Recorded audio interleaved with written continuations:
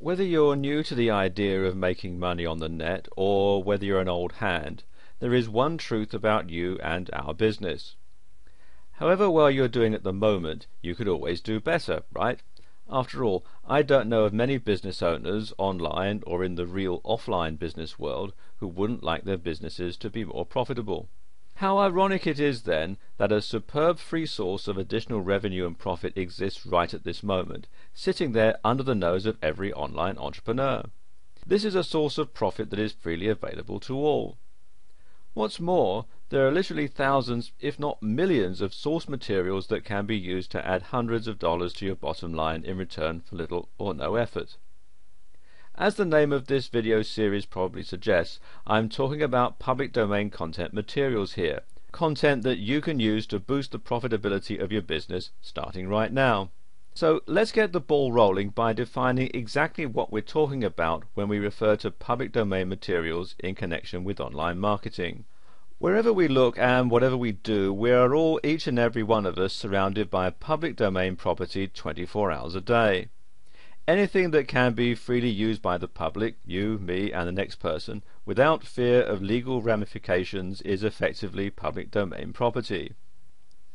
For example, your local park is owned by your city or town for the benefit of all its citizens. It's therefore in the public domain. Of course, when referring to public domain property in terms of online marketing, we're not suggesting that you sell the local park. Instead, for marketers, the term public domain materials usually refers to intellectual property rights to creative content materials. Hence, for us, public domain materials can be books, movies, TV shows, paintings, photographs, music, and images. All of these are waiting for someone like you to pick them up before turning them into a profitable product. I'll highlight lots of places where you can freely access these materials later. I'll also explain the many different ways that you can make a lot of money out of using them. Before doing so, however, it's important to define exactly what public domain materials are, because if you don't get this bit right, you risk breaking the law. Here's why. A lot of creative content materials are protected for their author or creator by copyright, a legal right to call their materials their own. This means that no one else can use these materials as is unless they comply with whatever rules are attached to that particular copyright, on pain of prosecution. In this respect, the exact copyright terms can, to an extent, be dictated by the product's creator or author. For example, they may allow certain parts of the content to be used as long as the usage is attributed, or they may make you ask for prior permission before using their content.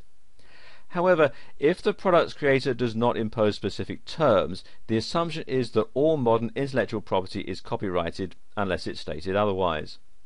Hence, even if a content piece does not say copyright or carry the copyright symbol, the little circle with a C in the middle that you can see on the screen here, the creator's rights to it are still protected by law. This has been the assumption in American law ever since 1989 and remains so to this day. This is a very important point to understand in relation to online content. Just because something is published on the net doesn't in any way suggest that you can use it as you see fit. On the contrary, even if it doesn't say that this intellectual property is copyrighted, you should never take the risk of using it without knowing what you're doing. There are very specific rules about what content is freely available in the public domain and what is not, and you must follow them. More precisely, the term public domain materials is defined by the legal system of the country where those materials were originally created. Thus, the legal position pertaining to content that was originally produced in America is governed by US copyright laws. Those materials that were originally from the UK are subject to the British legal system, and so on. Of course, the development and growth of the Internet over the past couple of decades has blurred legal lines and boundaries.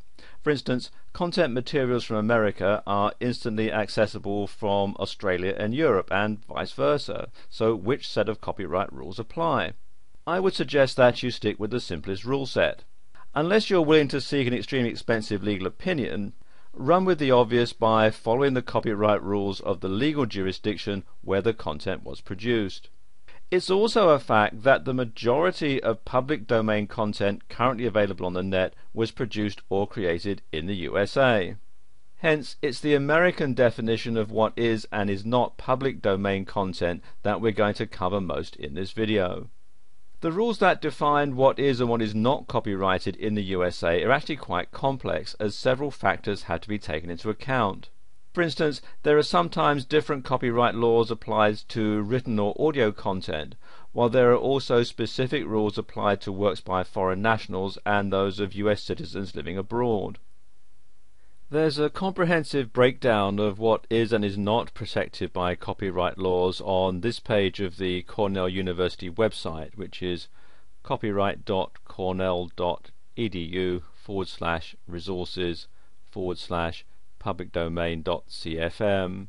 For the sake of simplicity, however, we can broadly assign intellectual property that's not copyright protected into one of four groups. Anything that was produced in the USA before 1923 was never copyright protected and is therefore in the public domain. Hence, the works of Benjamin Franklin, Walt Whitman and early Disney movies are public domain materials that are available to anyone.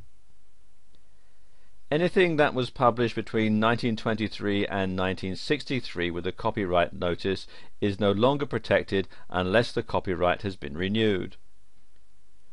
Works that were published between 1923 and 1977 without a copyright notice are in the public domain. Any work that was published between 1978 and the 1st of March 1989 without notice or registration within 5 years is also public domain content. One very interesting public domain category that's missed by most who write about this subject covers all works produced by government officials and employees in the line of their duties. In addition, there are several oddities. Works published by any citizen of Turkmenistan or Uzbekistan before 1973 is, for example, in the public domain in the USA, but the rules I've just mentioned cover most standard situations and scenarios. As you can probably figure out from them, a lot of public domain content is not exactly bang up to date. If, however, you dismiss the value of these materials because they're a little older, you're making a very big mistake. You'll see why in the next video.